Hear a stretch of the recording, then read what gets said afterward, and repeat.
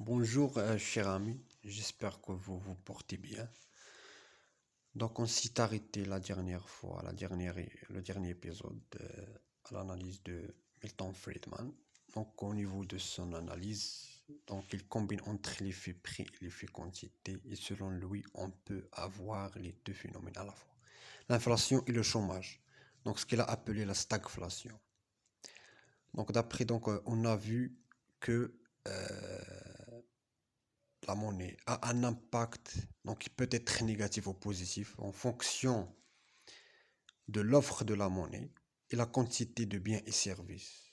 Donc à ce niveau, il s'avère indispensable de surveiller et de contrôler l'offre de monnaie du fait qu'elle impacte le pouvoir d'achat, donc soit la hausse, soit la baisse. Donc il faut la contrôler strictement. Donc comme je vous rappelle qu'on a vu que tous les Corans ont trouvé un impact. Donc on va voir comment résoudre ce problème. Est-ce qu'on doit le résoudre par la surveillance de la quantité de monnaie offerte? Donc qui va surveiller, donc c'est la banque des banques, c'est la banque centrale, l'instance étatique. Donc, euh, donc il y a un impact, comment faire pour résoudre? Donc en tenant compte bien évidemment, et ça dépend des objectifs qu'on veut atteindre. Donc, d'après ce qu'on a vu précédemment, donc toute injection de monnaie permet une offre du capital auquel on va ajouter des travail. Donc, ça donne lieu à l'investissement. Et par conséquent, à la production et emploi. Et une progression et augmentation de la consommation et vers la fin, une croissance économique. Donc, ce qu'on peut déduire, c'est que la quantité de monnaie a un effet sur la croissance économique. Donc, soit via la consommation, soit via la production. Donc, est-ce que la croissance économique, c'est un objectif? Donc, mais attention, à travers cette politique de relance que l'État peut mettre en œuvre, on peut, par voie de conséquence, avoir des tensions inflationnistes et impacter négativement le pouvoir d'achat des ménages. Parce que tout simplement, la quantité de monnaie impacte les prix, comme nous l'avons vu avec les écoles de pensée. Donc, la quantité de monnaie supplémentaire dans le territoire que la Banque centrale, via sa politique monétaire ou bien via ses instruments de politique monétaire, injecte, il peut entraîner une inflation. Et une croissance. Inflation, une croissance. Et cette dernière, la croissance économique, entraîne des emplois. Donc la création de nouveaux postes. Donc ça veut dire la distribution de nouveaux revenus. Et ça, bien évidemment, impacte l'activité économique. Donc cela peut se réaliser via une baisse des taux d'intérêt en interne, comme il peut être à l'origine de l'extérieur. Donc la relation avec le reste du monde, qui peut à son tour impacter l'économie nationale positivement ou négativement. Donc la parité de taux de change. Donc dans quelle mesure la relation avec le reste du monde impacte l'économie nationale? Donc, ça veut dire les objectifs finaux, la croissance, l'emploi, le niveau général des prix, la balance commerciale. Donc, ceci peut s'expliquer par l'inadéquation donc, de notre monnaie avec celle du reste du monde. Donc, elle peut causer des problèmes économiques. Donc, lorsque la valeur de notre monnaie est faible, donc nos produits locaux sont moins chers, donc cela renforce la compétitivité des entreprises exportatrices marocaines du fait que les produits locaux sont demandés dans les marchés extérieurs par le reste du monde et par voie de conséquence, on aura plus d'exportation que d'importation et donc on aura une balance commerciale excédentaire, X est supérieure à M. Et ça donne comme problème donc une entrée de devises, une création de monétaire, donc une augmentation de la masse monétaire parce que la quantité de devises va être supérieure à la monnaie en circulation, donc un impact direct sur la quantité de devises et un impact indirect lorsque la quantité de devises est transformée en réserve excédentaire, les banques commerciales donc vont céder euh, la quantité dont ils disposent de devises à la banque centrale. Alors, passons maintenant à la politique monétaire. Donc, si on veut donner une définition, si on veut donner on veut définir la politique monétaire, qu'est-ce qu'on entend par une politique monétaire? Donc, c'est tout simplement un ensemble. Tout d'abord, c'est une politique conjoncturelle. Donc, il s'inscrit dans la politique économique. Donc, c'est une politique conjoncturelle à côté de la politique budgétaire que le Trésor public met en place et met en œuvre. Donc, c'est un ensemble de mesures prises par la Banque centrale donc, pour atteindre les objectifs macroéconomiques. Donc, il sert principalement à réguler le financement de l'économie, donc des ménages et des entreprises, qui doivent être financés dans les meilleures conditions possibles, tout en tenant compte d'un ensemble de contraintes. Et la principale contrainte, c'est l'inflation et l'augmentation des taux d'intérêt, à savoir ce qu'on appelle donc l'effet d'éviction.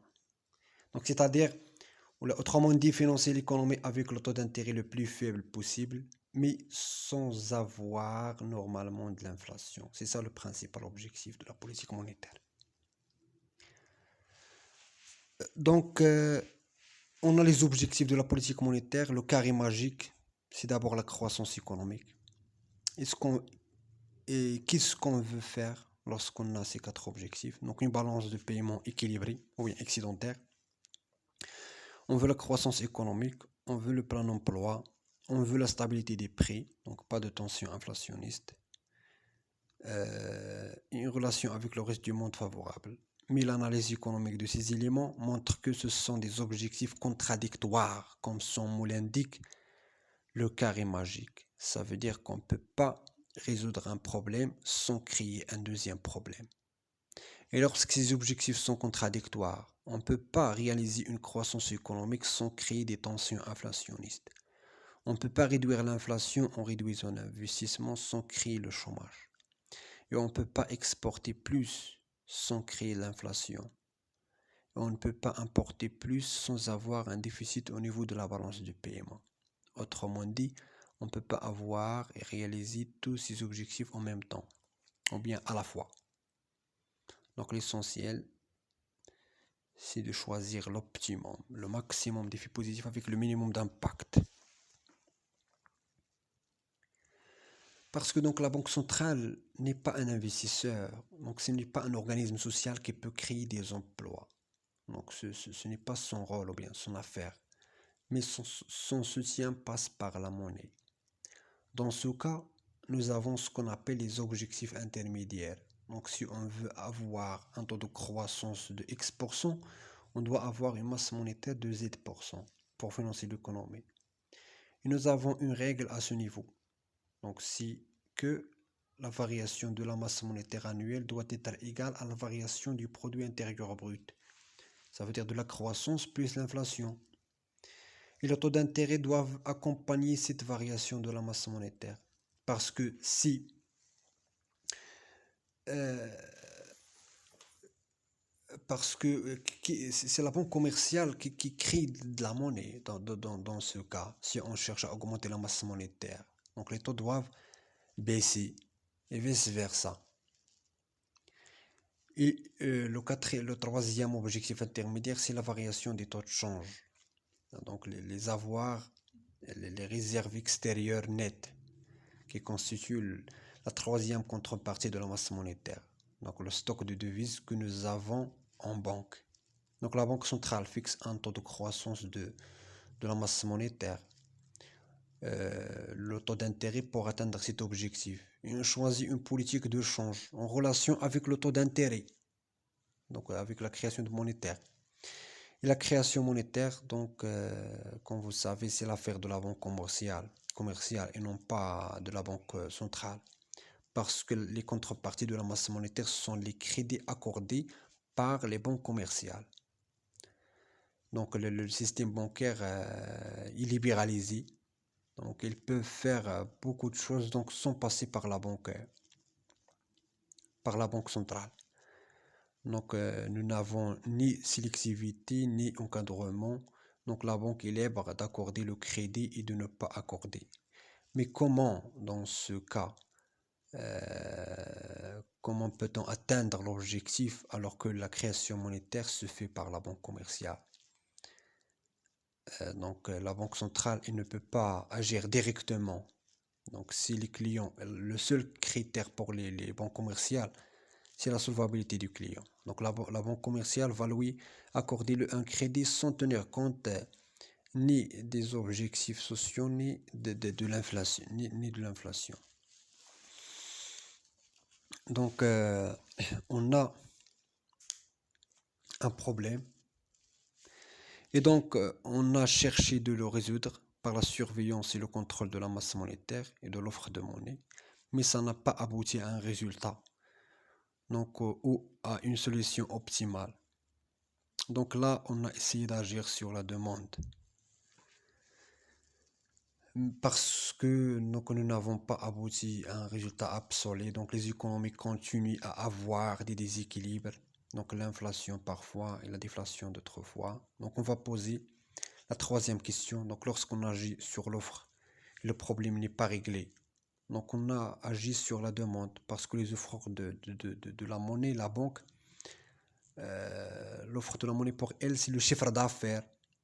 Donc elle crée la monnaie pour satisfaire une demande de monnaie. Donc il y a donc la possibilité des économistes de réfléchir du côté de la demande. Donc comment faire pour ne pas inciter les acteurs pour inciter les acteurs à ne pas demander la monnaie. Et ça va réduire l'offre de celle-ci et sa quantité. Donc pourquoi les agents économiques demandent-ils la monnaie? Donc normalement pour les classiques, donc c'est un moyen de transaction. Donc l'agent économique pour eux demande la monnaie pour effectuer une transaction. Alors que pour Keynes, donc dès qu'il demande la monnaie pour faire une transaction, mais aussi pour autre chose, c'est la demande précaution qui peut engendrer donc l'inflation, suppose peut-être l'inflation, et aussi pour la spéculation. Donc ce qu'on peut retenir, c'est que si on veut agir sur la demande de monnaie, donc on doit agir sur soit l'entrée de devises, soit les avances du trésor, soit le crédit, les contreparties de la masse monétaire. Donc agir par une politique monétaire, donc on ne concerne que l'offre de monnaie. Donc lorsqu'on augmente la quantité d'offres de monnaie, donc c'est un phénomène monétaire pur et ça concerne seulement la politique monétaire. Et lorsqu'on parle de la demande de monnaie, c'est plusieurs politiques. Et donc, je m'arrête à ce niveau et je vous donne rendez-vous la prochaine épisode. Je vous